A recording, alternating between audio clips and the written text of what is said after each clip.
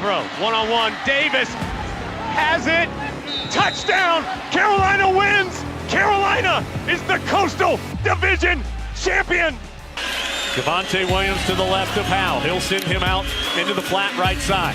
Howe looking, standing tall, lets it go, man there. Touchdown! Touchdown, Carolina! The pistol, Jackson behind him. Hands off to Jackson, he tried a jump pass, and it's intercepted! Surratt intercepts it! Holy cow, Carolina's gonna win! And off to Javonte Williams again, pops it to the left. Javonte leaps over a man, crosses the 50, trucks over a defender, spins by another. Goodness gracious, he's down to about the 15, and he did absolutely everything in one carry. Here's the shotgun snap to Aguilar. Drops back, pressure coming, Aguilar floats it up, incomplete! No flags! Head on back up the mountain! Carolina wins it in double overtime! Loftus, out of the shotgun, throws to the end zone, incomplete! Incomplete! The bell belongs to us! Carolina wins it 47-45 in double overtime! Bernard fields it at the 26. Heading to the far side. Gio at the 35. Gio, he's at the 50. No, he's not. Yes, he is. Gio is going to take it for a touchdown. Are you kidding me?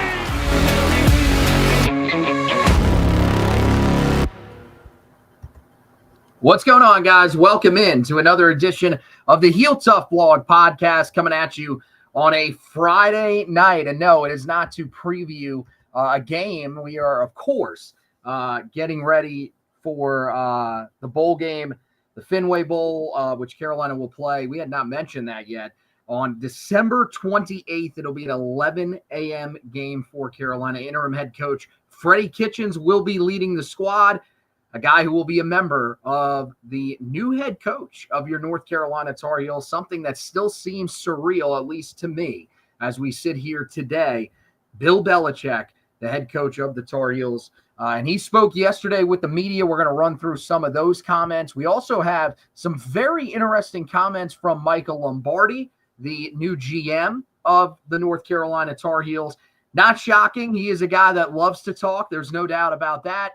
But he sort of laid out some of the things that they're going to be doing over the next couple of weeks around Tar Heel football when it comes to evaluating this team and trying to put together a squad. And then a very interesting comment. It's a longer one, but it's one from Brendan Marks that I think is very important about why Carolina ended up making this move and what this move, however it pans out, could mean for the athletic department moving forward. So a ton of great stuff. With that, we're also going to update the latest in the transfer portal in terms of where Carolina stands, because you've had some guys who have put their names in. You've had guys who have pulled their names out. You've had a couple of guys who have said that they're coming back without putting their names in the transfer portal. So we'll tell you all about where the roster stands currently with some of those guys that have made their decisions known. Oh, and by the way, we do have a decision coming up later on tonight, possibly sometime tomorrow. I'm not sure when exactly Bryce Baker is going to make his official decision, but the four-star quarterback that's the headliner of this recruiting class in 2025 for Carolina, he is going to make his final decision after speaking with Bill Belichick yesterday. So a ton of stuff going on, and that's part of the reason why we didn't end up reacting to some of these clips yesterday. But first, before we get into it, look, we both got a good chance. I listened to probably about the first 15 to 20 minutes of what Coach Belichick had to say. I was on the air during the time, so I didn't get to listen to the full comments, but was able to go back, check out some of the other stuff that he said. Nothing, this is an intro presser. Guys, there's nothing that's super groundbreaking. There are some interesting comments about, how he's going to put together the staff. He was asked about the NFL. He was asked about the 400-page Bible that he apparently threw down and told Carolina they had to abide by. We have all that stuff. But, from what I heard, I think that it was kind of what you expect from Bill Belichick. He is a pretty soft-spoken guy. He's a guy that before he went into the media didn't really give you much.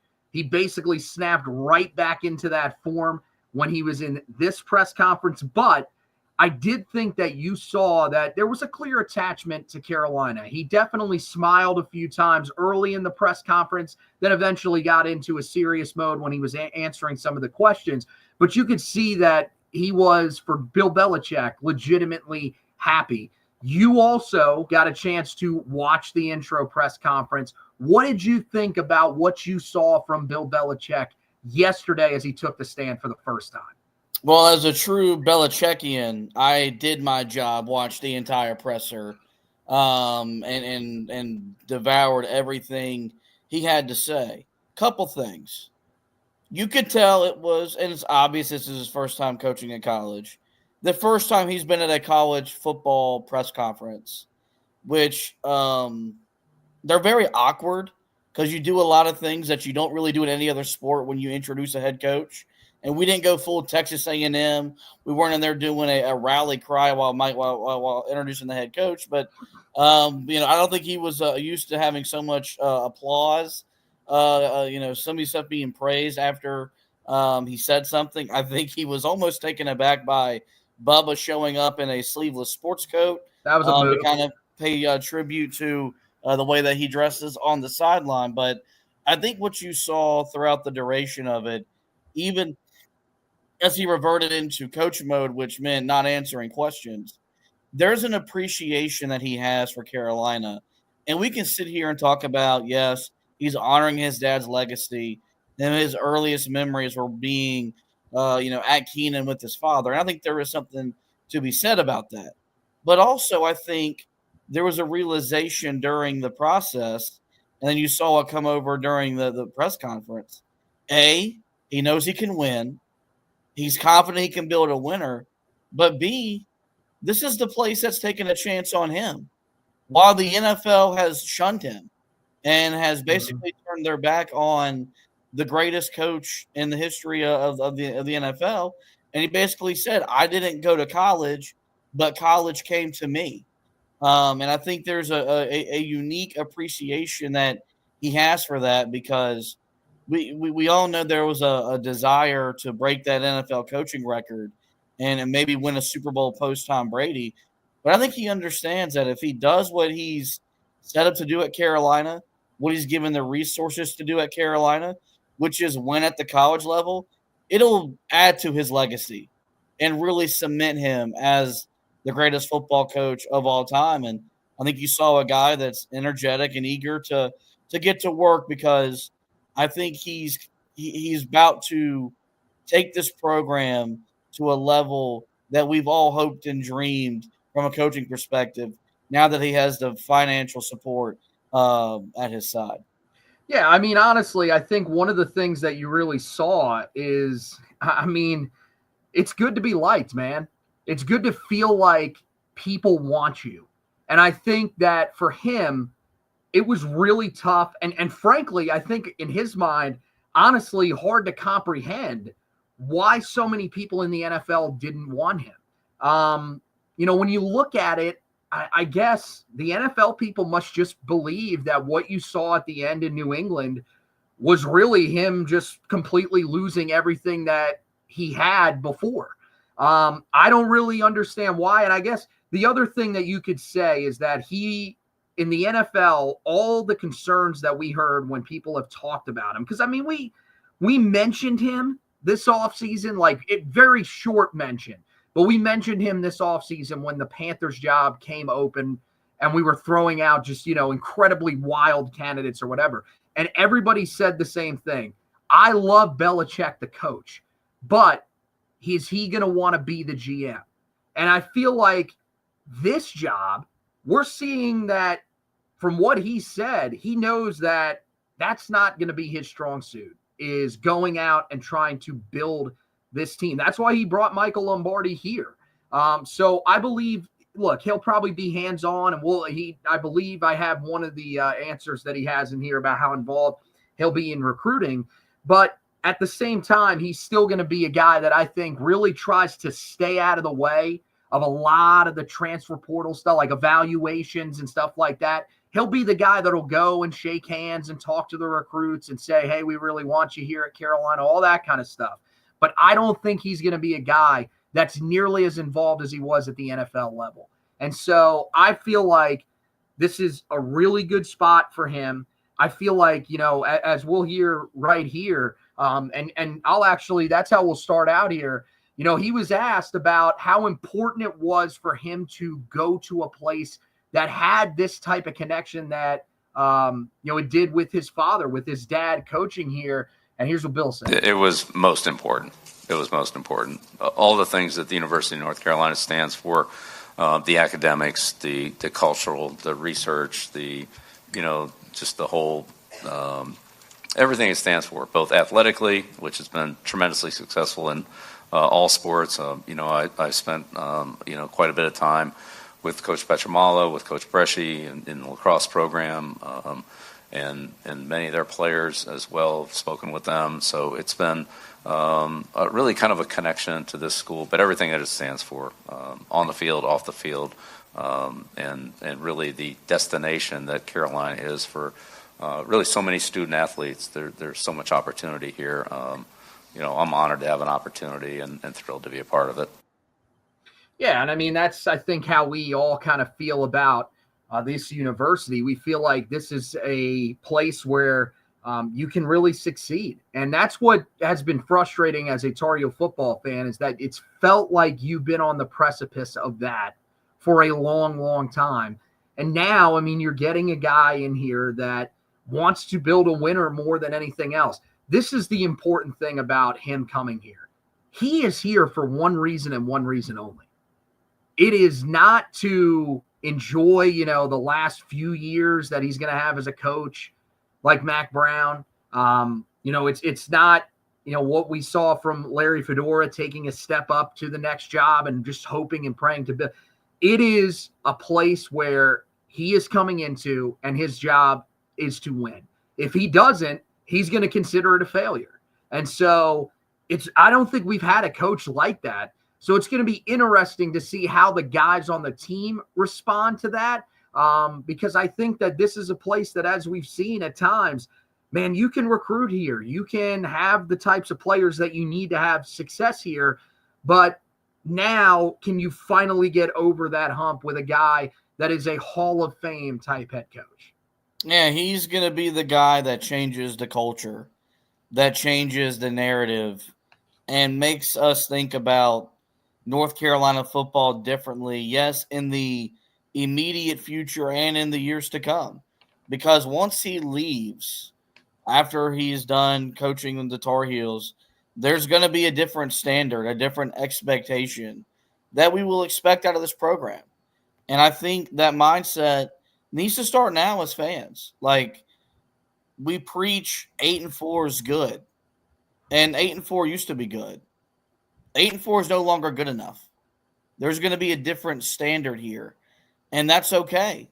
And I think what is going to be telling is the fact that this university, with some of the messages that came out today, they've responded to this new weight of expectations that, yes, come with the financial and the monetary backing into football. But this is what's been holding this program back for years, was that there wasn't an expectation of more.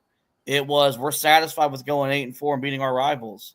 And you're about to bring a man in here that, yes, is going to do it differently, but is going to show you what we've been capable of doing all along. And something that I have preached my entire life as a Carolina fan, that it's one of the few places that can win at both revenue sports and win at a high level. He will make that interlocking blue NC logo recognizable on the football field. And that's something that has been laughed at for years, but shouldn't be laughed at moving forward.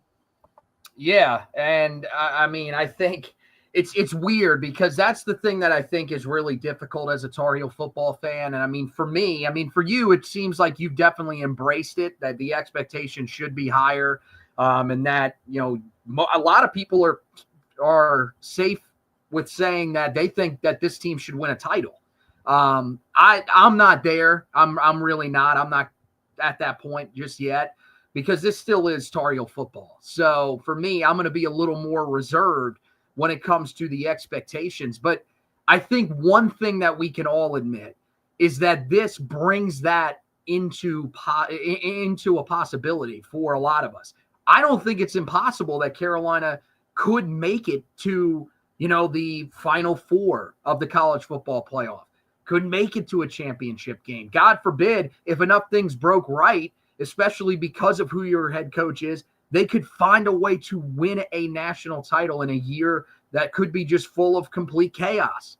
That was something that in the past, man, even if you thought that Mac Brown at some point, one of the years, that Carolina was, 9-1 or 6-0, if you thought maybe with an expanded playoff field that Carolina would have been able to make some noise, I don't think any of us thought this team would be able to win a title.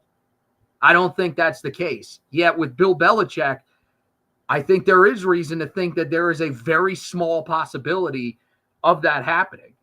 So just for that, I think that's part of the reason why when people say, what do you have to lose?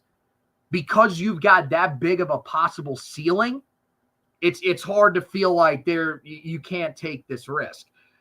Now, when it came to, his opening statement, that wasn't his opening statement that we just played for you, but his opening statement was very interesting because he brought up one of the reasons that he is so tied to this university was because of what apparently his first words are. We'll let him tell you in his own words what his mom told him were his first words as a child. Chancellor Bubba, thank you. I can't express my gratitude to both of you, the Board of Trustees, for this amazing opportunity.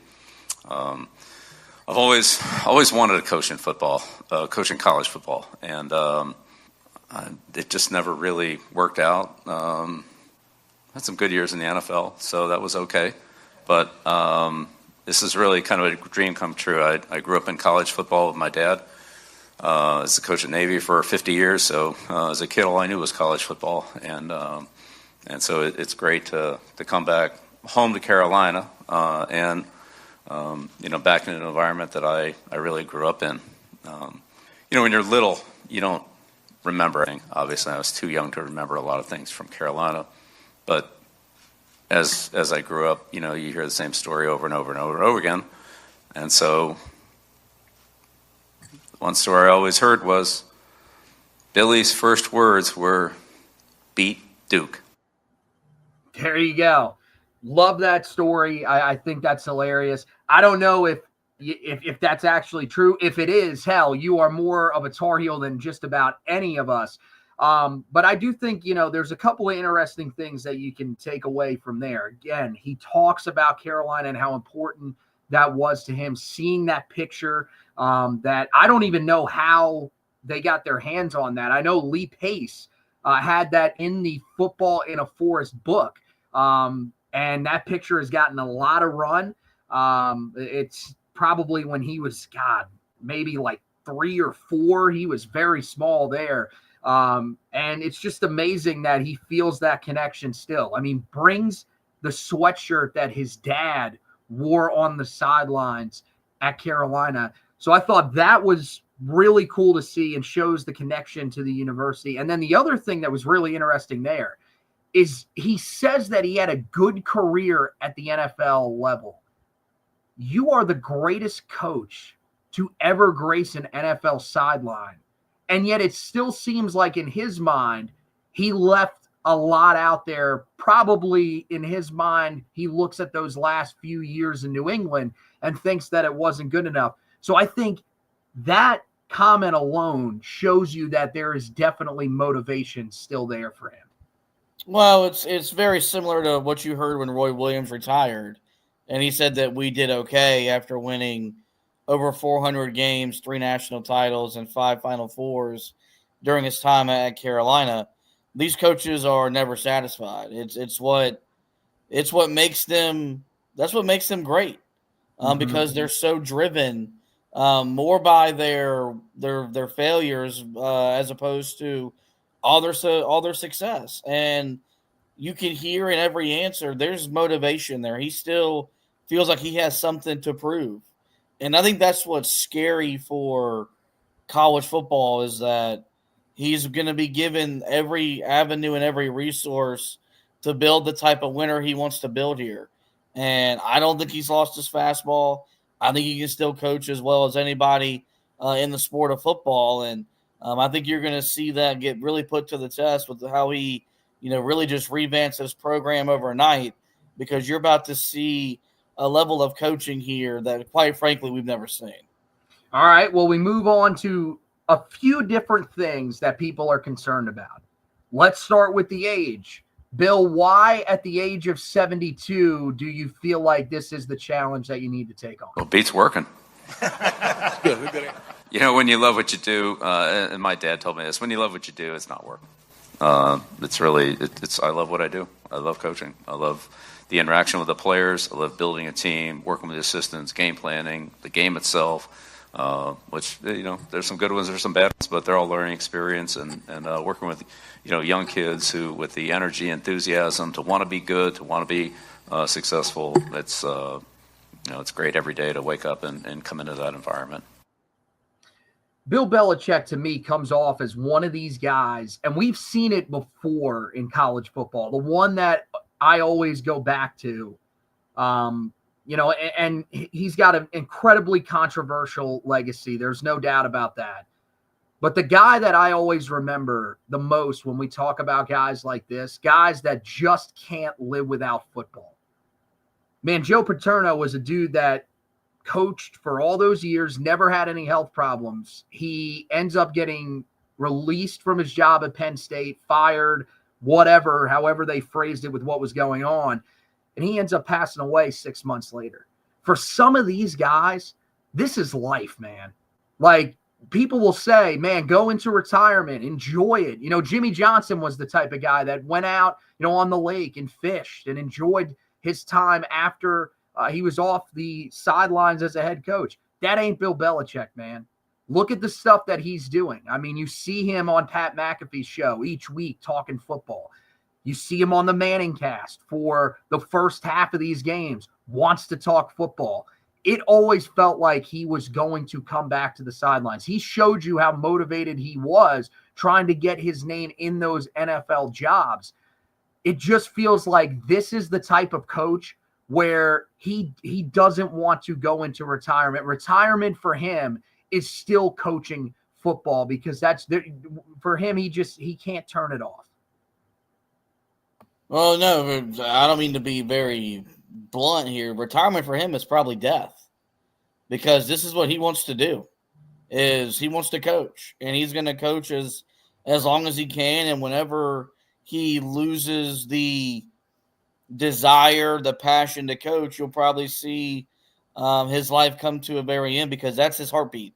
That's what makes him tick. That's what makes him go every single day. And so, again, that should, if you're a Carolina fan that was on the fence, that this should make you more believable in this hire, because he didn't have to do this. He doesn't have to do this. Mm-hmm. But he loves coaching that much that he wants to do it. And when the NFL said, we don't want you, then he went and found the next best option.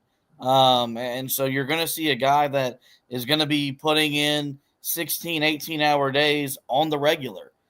That hasn't happened with Mac Brown the last couple of years. You could tell that at his age he was slowing down, and he wasn't being able to burn the midnight oil the way that Belichick can. Belichick's going to be the oldest guy in the office and outwork every assistant on the staff. He'll be the first one in and the last one out, because that's just the way that he is wired. And it's going to – that kind of coaching advantage, that kind of drive will show up on Saturdays, because it's when you're doing late-night film studies at 11:30, 12 o'clock, you find that one or two things in the game plan for that week that puts you over the hump. And, that's something we'll be able to tell on Saturdays when Carolina's better coach, because they're going to have a guy that is literally exhausting himself mentally and physically to make sure his team is as prepared as they can be every time they take the field. Yeah, and I go back to the thing that Ian O'Connor said on the Michael Kay show when he was on shortly after the hire became official. He said that even at the end of his time in New England, he was outworking younger assistants. Younger assistants simply could not keep up with him. So I don't think the work ethic is going to be much of an issue with him. Okay, well, then you have the question of, well, what happens if you go to the NFL? What if a good NFL job possibly opens up? That was asked by the media on Thursday. What do you say to people that fear that if you do succeed here, that you might leave for the NFL again in a year or two? Yeah, I didn't come here to leave.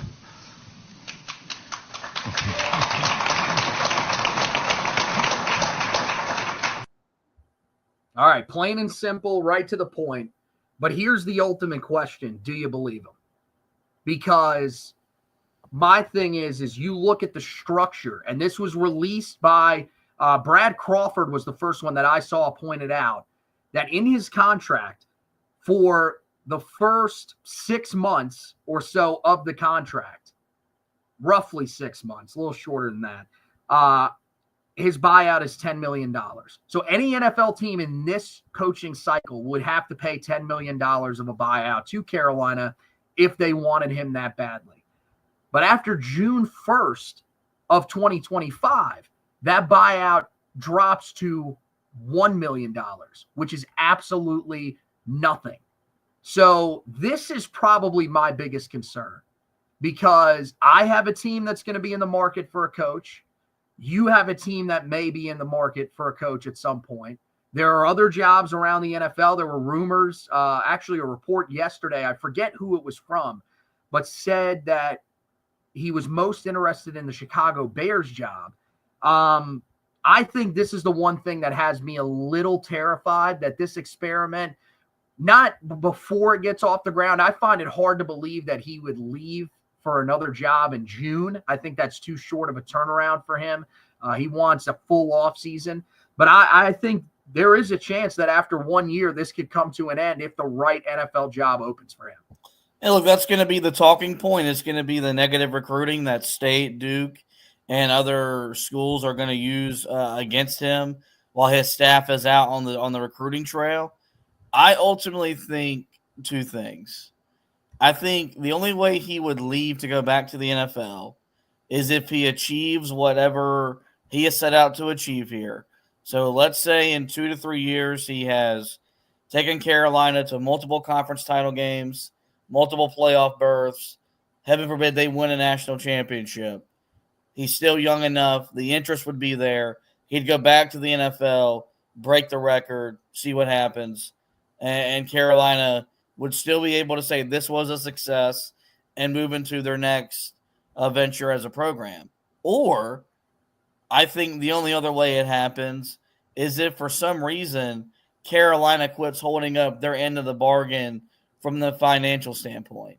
So if we go through this year and we give him all the money and all the resources, but next year when it comes around and they don't do that, which I don't think that's going to happen, then I think he would maybe look for a way out, because for this to work and the way that it's going to set up to work, Carolina's going to need their dollars to really help them compete on Saturday. So I'm not as worried about it. I know it is a glaring issue, but I do think this is a guy that would not burn that bridge with Carolina, because when no one else wanted him, we wanted him.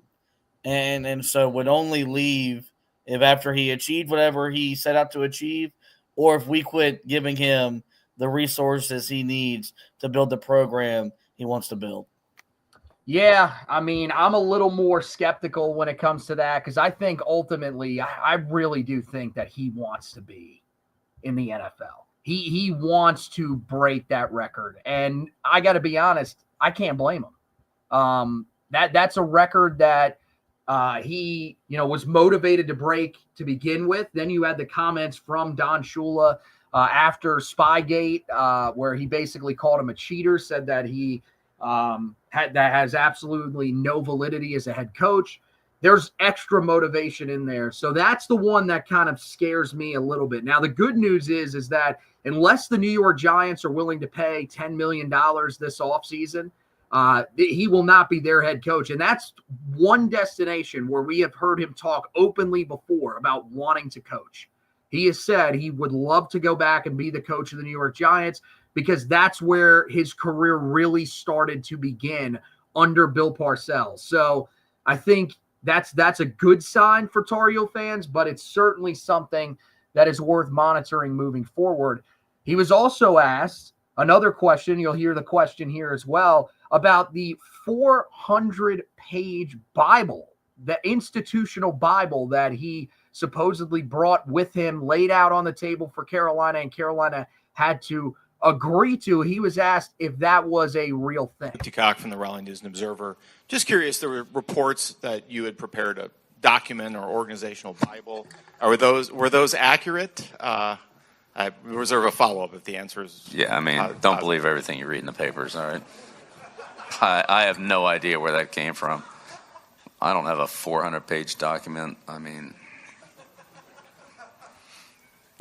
And to think I would just go out and hand it, I mean, come on, really. Well, first of all, there's a couple of things here that are great. Love the comedy from Bill there. Great answer. We were kind of wondering because we heard for multiple days that they were working on certain issues. So we did wonder if it was taking them that long to read through it. The other funny thing is that he says you can't believe everything that you see in the paper, which, by the way, is incredibly ironic that it was a News and Observer reporter that ended up asking the question, which is hilarious for Tar Heel fans. But, I mean, look, I believe him. I don't think it was 400 pages. I think there were certain demands, or maybe not even demands. I think it was probably more asks and saying, look, I really want this. If we're going to be successful, this is what I think we absolutely have to reach the level of success that I want to bring here and that you guys want here. I think that's probably how it ended up going, instead of a 400-page binder full of demands. And he basically said, either you agree to it or I'm out. Yeah, one of the big issues I had with with our morning host at the station, Mac, was that he looked at this and the fact that because Carolina agreed to it was just a sign that we were desperate. Every head coach that takes a job has certain requests and or demands. Every single coach. It's just part of it. And North Carolina, as a football program, was not above denying him whatever he wanted or demanded if they wanted him to be their head coach. That's just the simple fact of the matter. And so I was never even against it if it was true, because with all his success, you could call it egotistical or whatever, but he'd kind of earned the right to go in there and say, well, if I'm going to do this, you need to do X, Y, and Z for me to be successful. So, and it's, you could tell he was aware with the way he answered certain questions in the media, how we feel about certain people. Because his two, those short, bluntest exchanges were with the Raleigh News and Observer, and anti-Carolina, pro-NC State propaganda machine, and then the way he shut down Ross Martin. A lot of people within the Carolina fan base don't really like Ross either. I don't really have any ill will towards the guy, but you could tell that there was some media sadness going on there from Belichick, and he was right. The reporting around this entire hire, the entire process, could make you lose a lot of faith in journalism, because there were so many different reports that were accurate in some regards, inaccurate in others. And it's just a reminder, whenever you're doing your research, to make sure you're doing it thoroughly, because not everything that you read is true. Yeah, I mean, look, I'm not going to say that. I mean, this was an incredibly difficult situation, because you had, I mean, Inside Carolina had it first. They do a tremendous job. We know that they are, one of the pinnacles when it comes to covering the Tar Heel program. I think that they, as well as Tar Heel Illustrated, do a tremendous job of covering Tar Heel athletics, because those are the two that are most locked in. And then, this one was different. And the reason why I think a lot of us were very hesitant as to say, okay, we definitely have Belichick, and why it took me a little bit of time before I posted the article. I waited until the NFL sources, because the thing is that when it comes to Bill Belichick, there are so many NFL people around him. I mean, you saw Adam Schefter tweeting about this. You saw Jonathan Jones, who's an NFL writer. Now, again, he has ties to Carolina too, so he was a very interesting follow for this, because I think he was locked in really on both sides of it. You also had Ian Rappaport that was reporting on this. And so there was so many different things that you were kind of waiting to see fall. But hey, credit to Inside Carolina, credit to Adam Smith. They said, look, we are going to run with this because we feel like the information that we're being given, that this deal is being finalized, that there are no more obstacles, that we can run with this. And while everybody else was still saying, whoa, hold on just a minute, they were confident enough to put it out there. And I think that's the thing.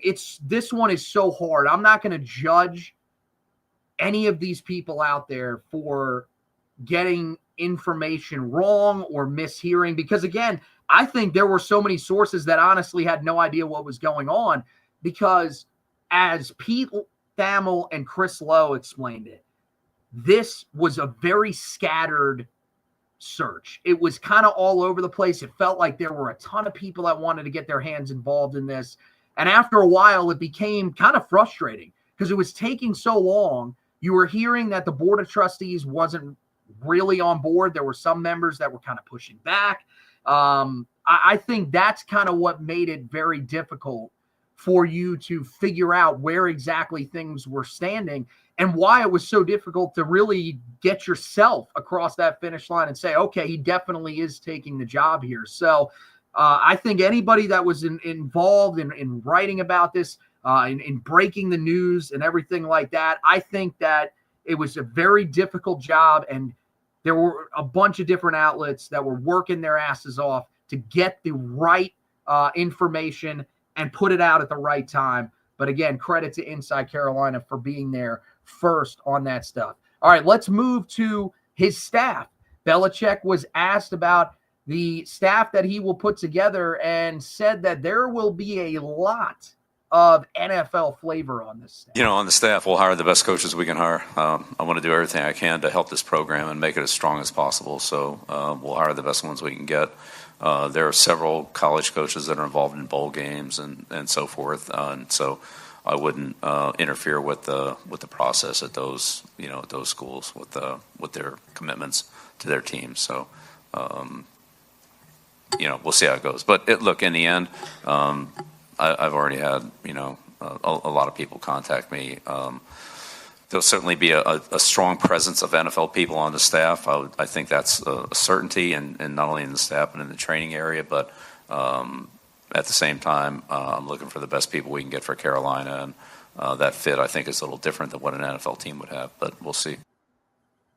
So pretty much what I expected. I think there's going to be a mix of guys that have been in college, done it for a long time, along with guys that have been in the NFL and know what Bill Belichick wants, the type of development that he wants to bring to this team. So I think, honestly, it's going to be interesting to see what this staff looks like. We already know Freddie Kitchens is going to be retained. I would be shocked if it's not as the tight ends coach, maybe even stays as the run game coordinator. We'll have to see how that sort of stuff is set up on Bill's staff. But I kind of like that, man. I think the players really like him. We heard that that was the guy back in September at the end of the month when Mac Brown said that he was going to step away. That was the guy that everybody on the team was really pushing for. So he clearly has made a connection with a lot of these guys. And it feels like he's done a pretty good job of developing those positions. So I'll be interested to see the balance that they have. One name that has already been brought up, there are some rumors that Ole Miss offensive coordinator Charlie Weiss Jr. could possibly be a guy that they are looking at. would make sense then what Bill said right there about not wanting to get involved with a team that's going to a bowl game, a coach that's going to be going to a bowl game. And that would make a lot of sense because Charlie Weiss, one of his former assistants. So definitely will be interesting to see how he pieces it together. Yeah, it's going to have the perfect balance of guys at the NFL level with guys at the college level, because there are two different games. But even though we have seen a lot of what you see in college has integrated into the NFL game, I think what you're really going to see is a lot of NFL guys at as position coaches to really up the player development. Maybe he goes more the college route for the coordinator stuff because they just know how to game plan for games at the college level. But this whole thing is going to be about player development and improving, again, maximizing the most out of the talent. The best way to do that is to put veteran NFL coaches at those positions. And he has every resource, in his phone book to be able to bring NFL guys to the program. And the good thing about it is Chapel Hill is a very easy place to sell. It's a beautiful place. It has great weather. There's a great lifestyle that you can live on and off campus.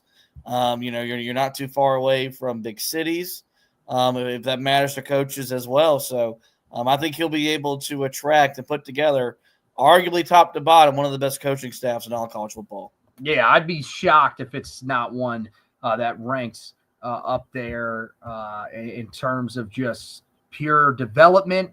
We know that's something that's going to be very important for him, but also guys that can recruit at a pretty good level. Speaking of guys that can recruit, where will they be recruiting? Bill talked about what he wants to do on the recruiting. We want to recruit well in-state and in this area, there's a lot of good football players in not only North Carolina, but the surrounding states. But North Carolina is a national university. I mean, this is the best public university in the country. Any kid that wants a good education, being a good football program, being a great campus, playing a great environment, we'll recruit any kid to come here. I mean, I've been on just about every major campus in the country. There's not many nicer than North Carolina. You can't get a better education than you can at this school. So there's a lot going for it. I think they can recruit nationally. Good look, there's certain kids that don't want to leave their region. I mean, I get that, but I think we'll be able to recruit nationally. We'll certainly try to. So, yeah, I think, look, honestly, I think that's really what you want is start close to home and then expand out. And with Bill Belichick, you want to be able to recruit nationally. You want to be in the running for some of these 5 stars, some of these high-end 4 stars, guys that, look, were attainable at times with Mac Brown. But, I mean, with Bill Belichick, it might even go to another level because this is potentially the greatest coach of all time when it comes to this sport. So it'll be interesting to see what recruiting ends up looking like. And it's honestly why the people that think that, oh, well, what if it goes wrong? It's to me why I say, what would the floor be? Because I find it hard to believe that a guy with the background that he has in football is going to have trouble recruiting guys to come play for him. Yeah, no, I think he'll be able to sell himself, sell the vision, sell the program when he has to. And I think it's important to clarify, he's not going to be on the recruiting trail like most college coaches. This will be very Deion Sanders-esque, where his staff will do the majority of the recruiting, and when they need Bill Belichick to show up, Bill Belichick will show up. And so I think, if he looks at how all the other major programs do it and how they build their championship rosters, every single one of them do it by recruiting close to home. So getting even further established with the in-state recruiting, even more so than you were under Mac Brown. Go to Virginia. Michael Lombardi reached out, even mentioned Florida as a place where Carolina under Larry Fedora recruited very, very well. Getting back in that state because that's a pipeline of talent. And then we need to branch out and go to Texas, California, wherever to get those over-the-top type of players. Then you go out there and you go get the 2 to 3 5 stars that could turn you into a legitimate championship roster. So it's why he's going to put together the type of staff from a player personnel perspective to put them in a position to recruit the high school level as well as possible and the transfer portal as well as possible.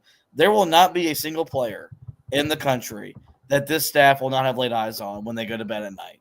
Every bit of film will be poured over. Every bit of film will be, they will pour themselves into it to see if they fit as a player within their scheme, as they fit as a player within the program.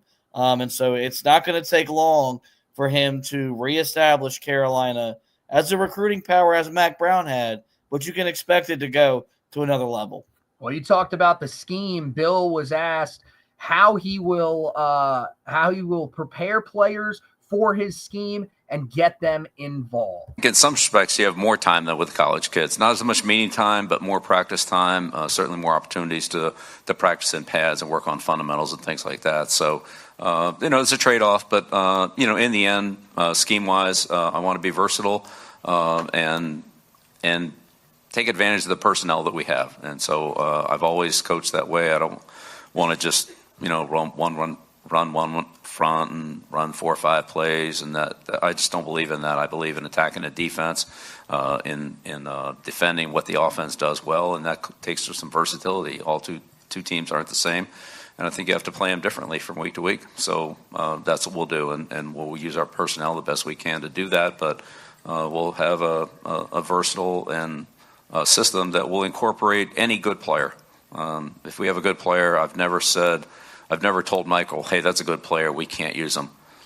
Give us a good player, and our scheme we'll find a way to work that player into the scheme. Look, we've heard this before, where there are certain guys that we will build our defense around, we'll adjust to them under many defensive coordinators. But this is a little different because it's Bill Belichick. I think this scheme, I like hearing versatile, adjusting to the opponent. That's what you were hoping that Carolina would be able to do in the past, but it just feels like they haven't really been able to do. I think defensively, we're really encouraged about what this team could look like. I think the bigger concern is, what does the offensive scheme look like? The fact that you're already hearing that it's a guy that's in college football that could potentially be the offensive coordinator for Carolina, another name that I think you could probably keep an eye on because he was supposedly a guy that Carolina was interviewing for the head coaching job, is Tommy Rees is possibly the offensive coordinator. Those are younger guys. And most importantly, it's not Matt Patricia, who should be nowhere near this program, especially on the offensive side of the ball. I think what you should be most excited for Carolina is they're not going to look the same week to week. This will be a program that molds and scouts and schemes itself and prepares itself for that week's opponent. And that's what made Bill Belichick so good at the NFL level. They never looked the same, which made them impossible to prepare for on the other end. But it was just that's how much of a wizard he was that he knew there were some weeks Brady would come out and they'd throw it 40 to 45 times. And the next week they'd come out and they'd run it 40 to 45 times and be just as explosive, just as lethal, and just as high-powered on the offensive. And then defensively, I think what you're really going to see is a simplification of just asking guys to do what they're being asked to do, which is make plays when they're in position to make plays. Yes, they'll be able to scheme stuff up and draw stuff up, but I think what you're really going to see is more of an accountability to where if guys don't do their job, and that's his slogan, do your job, then they won't play. And so I think that's something you can be excited about. They're going to be better coached. They're going to be as technical sound as we've seen our football players in our lifetime as Carolina fans. And you're going to see this staff week to week put these players on both sides of the ball in position to win every Saturday. And that's not something we've been able to say as Carolina fans in quite some time. Yeah, I think that's, what our biggest hope is, to start out is just give us a feeling going into games that this team is going to be prepared, that they know the scheme that they're in, and that they're going to be able to execute it. So let's get to Michael Lombardi. He was on with the Pat McAfee show on Thursday and was asked about how he and Bill Belichick will handle roster evaluation. Yeah, I think the first thing we're going to do is scout inside out, and we're going to grade every player that's on the team to make sure we know what we're looking for. There's no sense in going into the open market if you don't know what you're looking for. Any road will lead you down if you don't know where you're going. So I think that's the most important thing. The second most important thing is we're going to make sure we have a quarterback, right? We're going to make sure that there's quarterback and quarterback competition on this team, and we repair the offensive line. So there you go. I think first, you like the fact that they're going to evaluate all these different positions. Feels like they're going position group by position group. And maybe that's why some of these wide receivers have entered the transfer portal. Maybe they're being told by Michael Lombardi and Bill Belichick that, look, we just don't think you fit what we want to do here. And that's why over the next probably week or so, you're going to probably slowly start seeing certain guys enter the transfer portal and stuff like that. It's similar to what Deion Sanders did when he got to Colorado. But like I said, I don't think it's going to be one of those situations where you're going to see 52, 55 guys that are no longer going to be a part of the program. I think it will just be certain guys that maybe they feel like don't fit here, but have the chance to go elsewhere and potentially succeed. Well, the roster overhaul isn't going to be to the level that it was with Deion at Colorado, because Carolina's roster nowhere near in as bad a shape as Colorado's was when Deion got to Boulder. But what's going to happen when, I guess you could say it with doing it with the guys that enter the portal today, and what happens moving forward is, as much as it might be player led for them to be entering the portal, it's also going to be coaching staff led, because it's going to be a simple conversation. You're not good enough to play for me. You need to go find somewhere else. And that's a hard thing for a player to hear, but that's what needs to be communicated during this time. And I think even if Carolina has a mass exodus of players, the amount of interest they're going to have in the transfer portal, they will be able to rebuild, reload, and restock this roster going into next season to a point where it's probably going to be more talented than the roster was last year and more deeper than it was last year, because there will be players that will be willing to be backups, but be able to have the coaching and the tutelage of a guy like Bill Belichick and the staff that he's going to have put together. So I'm really excited about this, because I think this was an area where Mac Brown really struggled, which was having tough conversation with guys that he recruited. Bill Belichick is not here to make friends. He's not here to play nice. He's here to win football games. And he's having no problem looking these kids in the eye and telling them, you're not good enough. Pack your bags. Go somewhere else. Yeah, and I mean, look, it's harsh, but I think that's, if you want to build a championship level program, that's kind of how you want to do that. Last one we'll play from Michael Lombardi. You go back to earlier on Thursday, and he said that he was asked on VSiN why this was the place that he and Bill Belichick chose to go, and he talked about a visit that they took there back when they were together during the mid-2010s.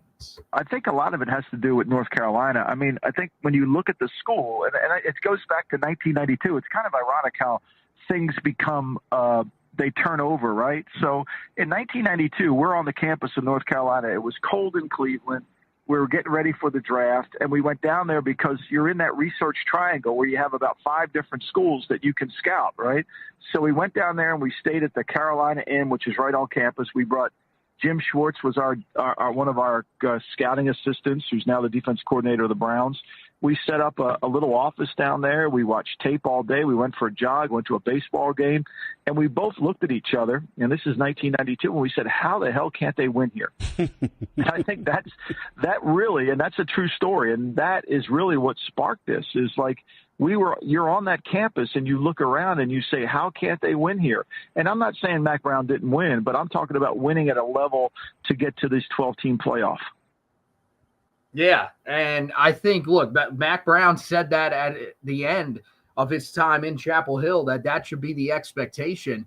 And with Bill Belichick, I think that probably is the level that most Tar Heel fans think that Carolina should be able to get to. Lombardi lays it out there, and I was mistaken. It was his time with Belichick back in the 90s when they were with the Cleveland Browns. I thought it was his time when he was with him in New England. But, I mean, for him during that time, first of all, to say that during that time, I guess that was still early in Mac Brown's first tenure. He eventually would get Carolina into that conversation nationally later on in his tenure there. But I think he's right, man. We've talked so many times about the notion that Carolina is a sleeping giant. And it's something that it's gotten to the point where I hate when people say it. I hate that phrase because we've been told that for so long. I don't want to hear that. When the results are there, come talk to me. Then we can talk about how it was a sleeping giant and it just needed time to wake up. But I think he's showing you what a lot of people believe about Carolina. Why can't they win at a higher level? Because you see that this is an area that's got plenty of talent. As he talked about, it's a beautiful campus. It's a great place to go to school. And I think maybe, some people would point to the fan base. The fan base has shown that when you give them a consistent winner and a team that they can get excited about, they will show up and show up big. So I think this feels like one of those places where if the right coach, if the right staff, if the right now front office is in place, things can go the right way. And hopefully that is the case here with Belichick and Lombardi. Yeah, look, the sleeping giant has been awoken. And there's about to be a football behemoth that's about to be built in Chapel Hill because you've got the right guys with the right vision to understand how you win at a place like Carolina, the uniqueness of it, and they're not afraid of the challenge. The biggest reason why Carolina hasn't won in football was there was not the financial investment that you need to win. That's out the window. Carolina is playing with the big boys now, and I mean the big boys in the likes of Georgia, Texas, Ohio State. From an NIL perspective, that's one thing. Also, you just had coaches that just weren't capable of getting them over the hump, and almost fed into, well, we're never going to be able to do this. We're never going to be able to do that. That's not the way Bill Belichick thinks. He's a problem solver, and so at every turn he'll be looking for the answers to get his team over the hump. And I truly do think that when he's done coaching here 5 years from now, he will have this program set up in a place similar to what you've seen, like with Oregon in the Pacific Northwest, where they're going to be a factor in football year in, year out, at a place that does not have Heisman Trophy winners yet, does not have national championship winners yet, does not have college football playoff berth appearances yet. But all that's going to change. And then once he's done and we move on, we'll be tasked with finding the next coach to keep Carolina at the standard that Bill Belichick's going to take us to, because there's not a sport more so than college football that when a fan base tastes success, they get drunk over. And so once we start seeing the success and basking in the success, we're never going to want to go back to what we used to be before Bill Belichick. We're going to be, we had BB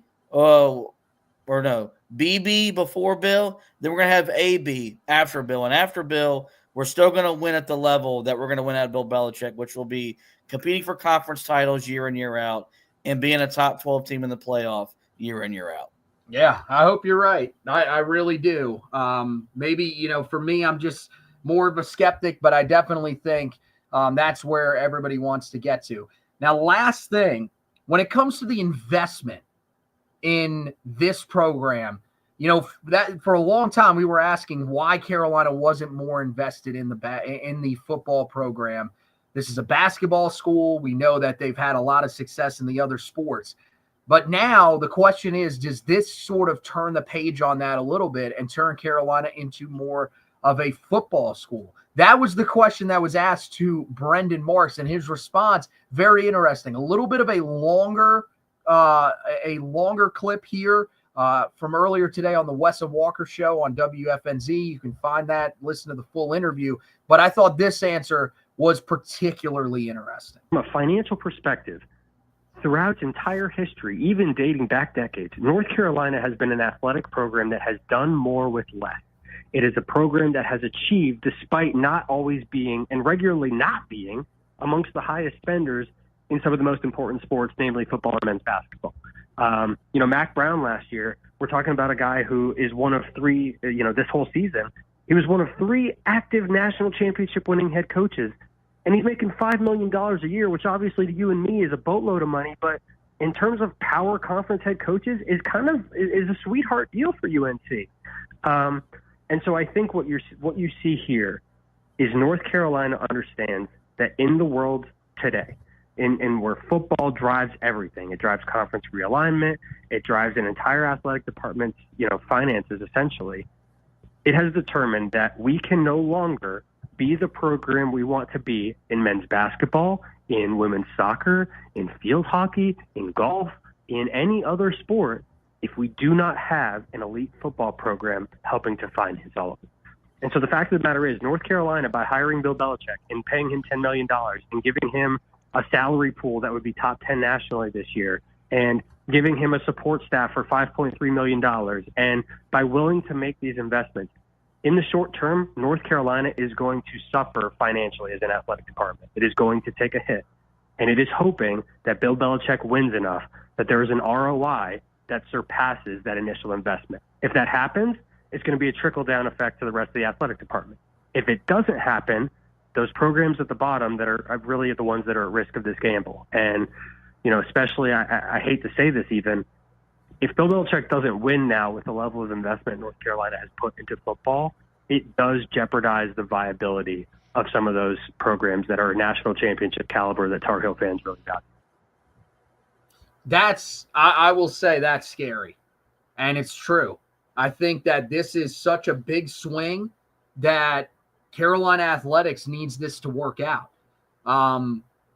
The ACC, competing in the ACC at this point, if your football program isn't good, then there's a good chance that you're not going to really be able to hang around in a lot of these other sports because the money just isn't there. You're not making the money that you're making in the SEC. You're not making the money that you're making in the Big Ten. And that's why a hire like this and the amount of money that is being put towards NIL, towards the head coach, towards his staff, it is showing you that Carolina is now going all in. And it's why I think there's a good chance that they will end up in the SEC or the Big Ten at some point, because now they're realizing this is the only way for our athletic department to succeed. And a lot of this is going to ride on the success of Bill Belichick. That's why this hire really feels big. I'm scared to think that you could lose some of these programs if this goes wrong, but it's why I'm praying that the fact that we believe it's just such a low floor, or such a high floor rather, for Bill Belichick, that actually ends up coming true, and that this is a very successful hire in the long run for Carolina. Yeah, it's the cost of doing business in 2024.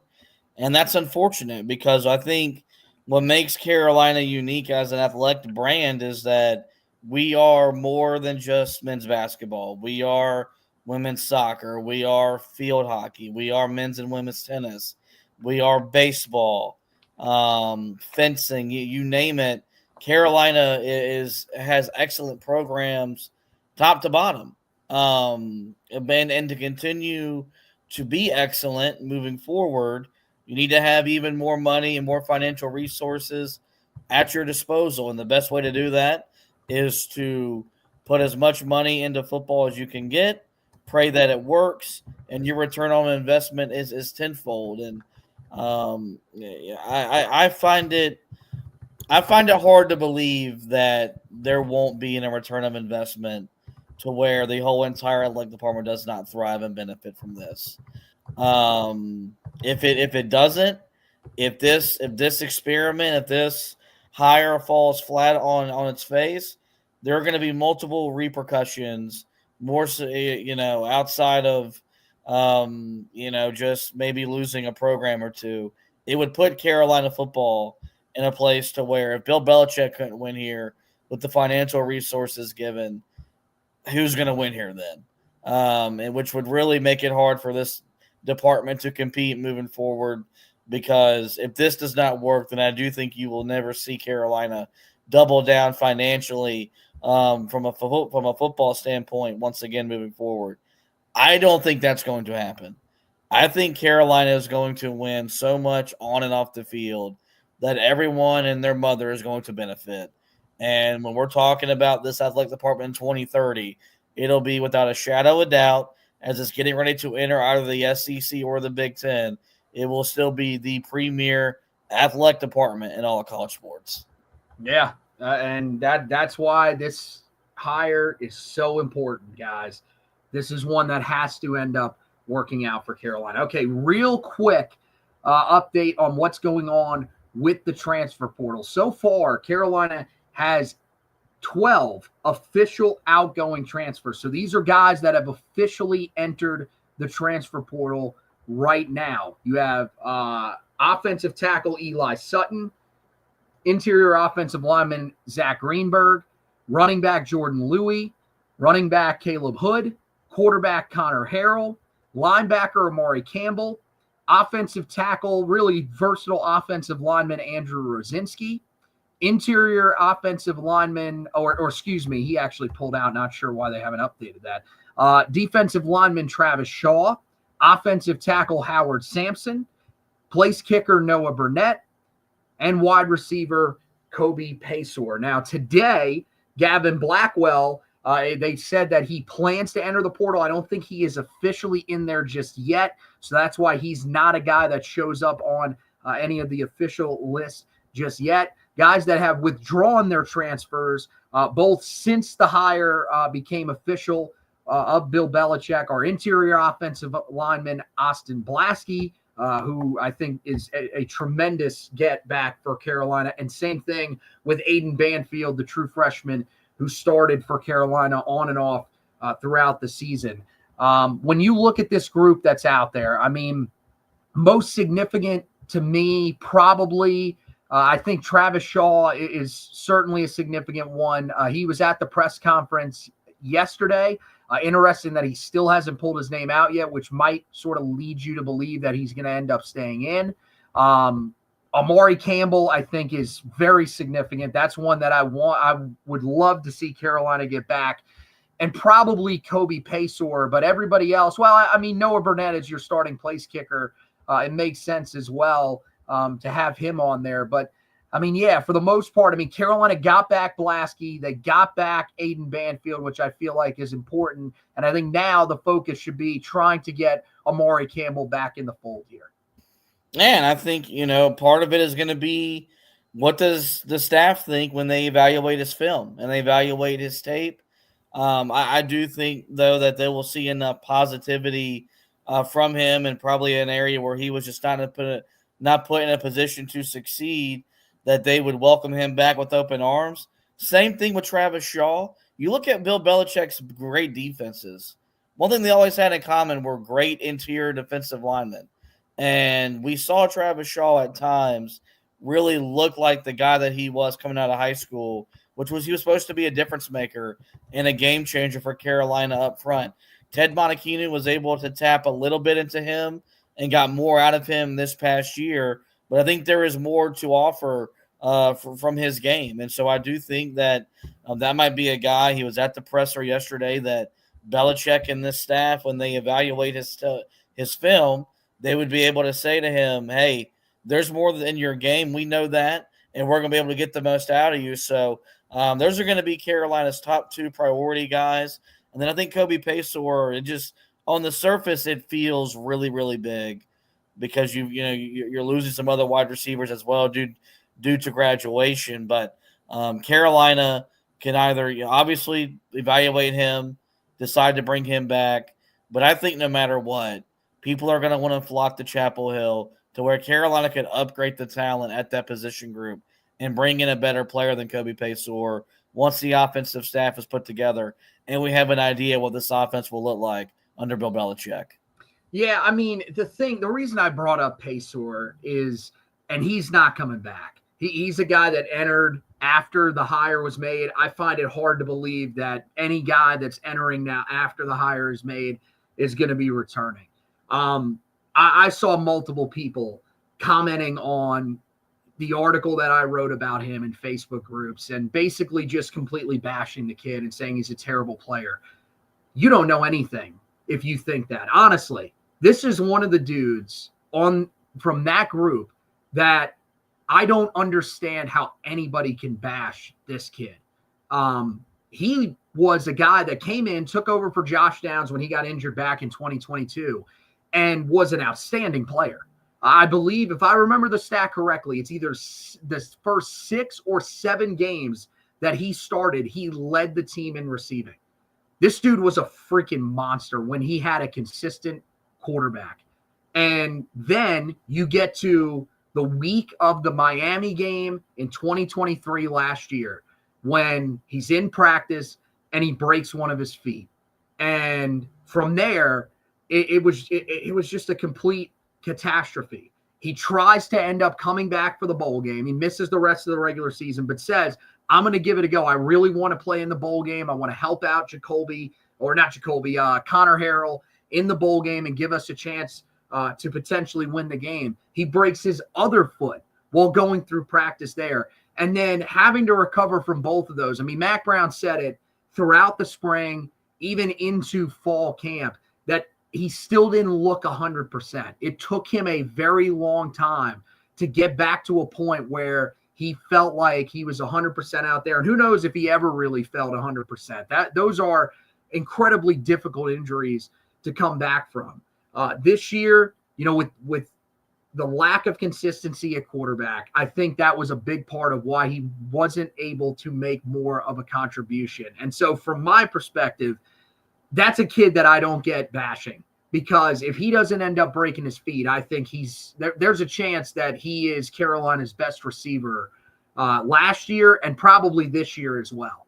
So that's one where I really hope that he lands somewhere, he can get fully healthy, and he can show people that he is a legitimately good player, because he deserves it. He worked his ass off at Carolina, and it just unfortunately didn't work out the way that we were hoping that it would.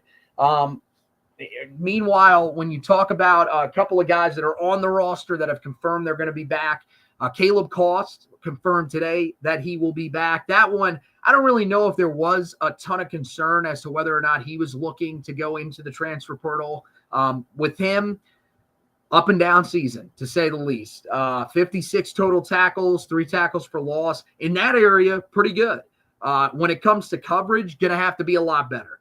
That'll be interesting to see how Bill Belichick and his staff end up handling him, because giving up 629 yards and 4 touchdowns in coverage is certainly not going to be something that's going to be seen as acceptable. The other one that I feel like is big is Chris Culliver coming back, because there were rumors before the NC State game, and there was an account that, not official by any stretch, but when they said that he was planning on entering the transfer portal, it did not really shock me.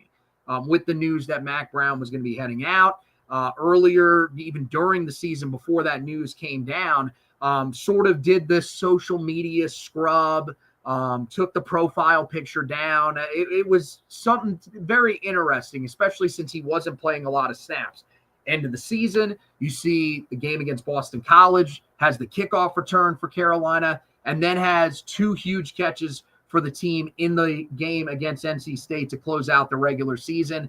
I like the fact that he's going to be back in a room that, as of right now, the wide receiver room with Blackwell entering today, does not have a single upperclassman that is on scholarship that will be back next year. So I feel like him coming back, Christian Hamilton coming back, those would be huge things for Carolina in that wide receiver room. And yes, you're going to have to go in the portal and get guys, but I think getting him back is big news. There's tons of other stuff that is, of course, going on. As I mentioned earlier, Bryce Baker, the 4-star quarterback commit to Carolina, is going to end up making his decision. I don't know if it's going to be at midnight tonight. That's what, if you look at the Instagram post that he put up on his story, it had a countdown ticker and it was set to expire at midnight. So we'll see if he's actually going to do that or if he's going to wait and just announce it sometime on Saturday, which was what he might have been going for. But he's going to announce his decision between Carolina, Penn State, who he took an official visit to, and LSU. Will, of course, have you covered with all of that. And then Carolina hosted a transfer on campus today. Elon edge rusher Kamari Brown, who is down to 2 schools and will apparently make a decision here soon. So I'll have an article up shortly on that you guys can check out. A couple more visits that will be coming Carolina's way. I think both of them are going to be early next week. You're going to have A.J. Turner, the running back transfer from Marshall, and Steven Rusnak, the place kicker transfer from Charlotte, that will be on campus with Carolina. So a lot of moving parts here, ton of news. And I mean, at this point, it's 2, 3, 4 articles a day going up on the website with all of the different stuff that's going on. So right now, there is no better time to get over to HeelToughBlog.com and check out all the stuff. Yes, there are other outlets that are putting out a lot of information as well. But when it comes to getting the information while also having opinions, that's why you want to go to HeelToughBlog.com. We're not going to hold back. If we don't like a decision that's made, we're going to let you know we have concerns about this decision. This doesn't make sense for us. Other outlets are just going to report news, which is fine. That's what they're there to do. We give you that fan twist that nobody else can really give you. So make sure you go over, check it out, HeelToughBlog.com. And we're going to be doing the same thing on the basketball side of things too. Carolina right now 5-4 on the season. Big game tomorrow at home where they try to get themselves sort of back on track, getting a better mindset as they go into an extremely difficult week here coming up against Florida and UCLA. So make sure that you're checking out the website for the preview, the recap of the LaSalle game. And also, we encourage you to listen to the Four Corners podcast wherever you get your podcast. Same with the Heel Tough Blog podcast. We have the preview of the LaSalle game up there for you guys. Me and Josh will be back to recap the LaSalle game and any other news that comes out. So make sure that you are checking that out wherever you get your podcast, and that both podcasts you are subscribing. That would really help us out a lot. So that officially wraps it up for this edition of the podcast. Want to thank Josh for hosting with me. Want to thank you guys for watching and listening. And as always, go Tar Heels.